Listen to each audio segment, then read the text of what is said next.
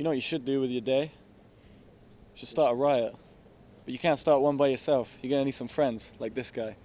So subscribe to him on YouTube. Watch some great videos. We love you.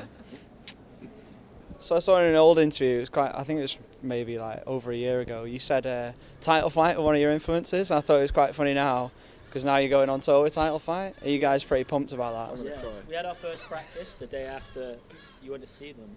Our first practice the day after I seen them in Bristol. They're like my favourite band. Yeah. So like, yeah. Pretty exciting stuff. It's crazy, like I saw them at Heavy, must have been a good 3-4 years ago now, and then if somebody had told me then that we'd be going on tour with, like, it's insane. And that new record is so relaxing. It's just going to be the most chill tour ever. It's just going to be like, yes.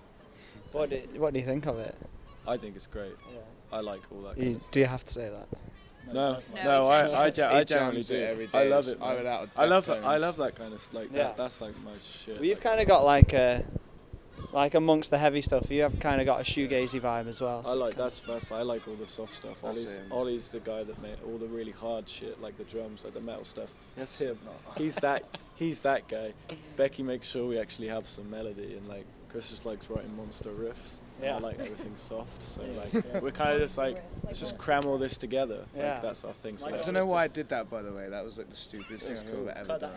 It looked good. No, it looked good. Bands like Title Fight though, like bands like that, there's a million bands that you'll go watch and it'll be like that's a Title Fight cover band. You know what I mean? It just sounds like shit. Title Fight have been around for such a long time as well. Yeah. Like But I think that's why their new record's so great, and like everyone will be like, oh, it's crap, and then I give it like 6 months, and there'll be a bunch of kids with playing clean guitar and doing that because Is Smiling Politely a Simpsons reference? Is it the Simpsons Smashing Pumpkins? No, it is a Madagascar reference. I was walking your dogs with you, and I was walking up, and I made some shit ass joke, and I went Smiling Politely or something like that, and he was like, let's call the record that. I'm pretty sure that's not how it happened. Yeah, it is. I remember it to this day. Well, I'm sure Josh asked me over Facebook chat, and it was the last episode. Oh well, fine, that's it then. Well, I thought it was It was only because we weren't allowed to use swear words. That wasn't what we wanted to call it. But yeah, wasn't your first EP called Fuck? Yeah, and it was me and him being really emotional and hard. Yeah, we did that. People. We did that, which was absolutely awful. No, it was sick. It was terrible, mate.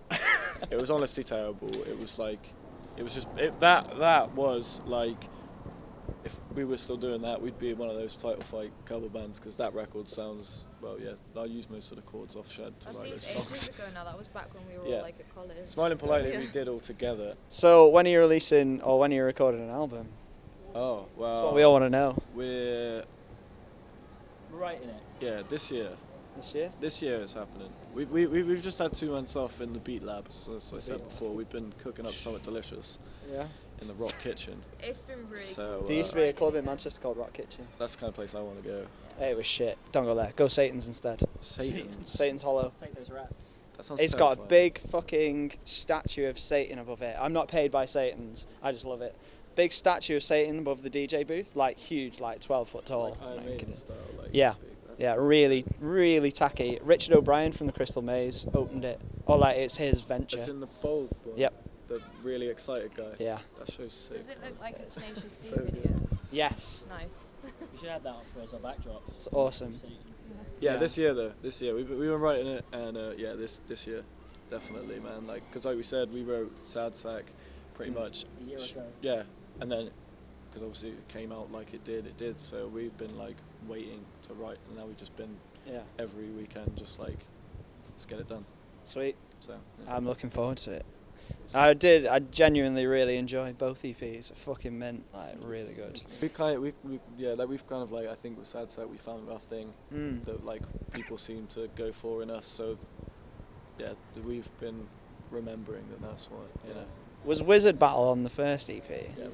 I think that's my favourite. So just like the breakdown. And I wanted it to be on one of those dad, like Father's Day albums. You know, like all the truckers. Driving songs for dad. What was that? I don't think it's gonna be on. Mate, you'll see one day. It's a bit heavy. Yeah. Although to be fair, like Sabbath in the day were really heavy, and now it's like, oh, that's pop music. When we when we wrote that, it was called, before we named it, it was called Motorbike Song, so we could remember what it was called, because you just imagine like. I still got our first set list, and all the songs don't make sense because they're not the same. But then when we recorded it, the guy who we recorded it with, our friend Alden, at college, we were like, what do you think we should call this song? He said, it sounds like two wizards fighting. We were like, Wizard Yeah. Battle, that's meant, you know. Song titles are like, we always have fun with those, man. That's all my questions, but it's been a pleasure. Yeah, man. Thanks so Thank much. you. It's milk teeth. Sorry. Start a riot in your hometown now. You could do a link for us if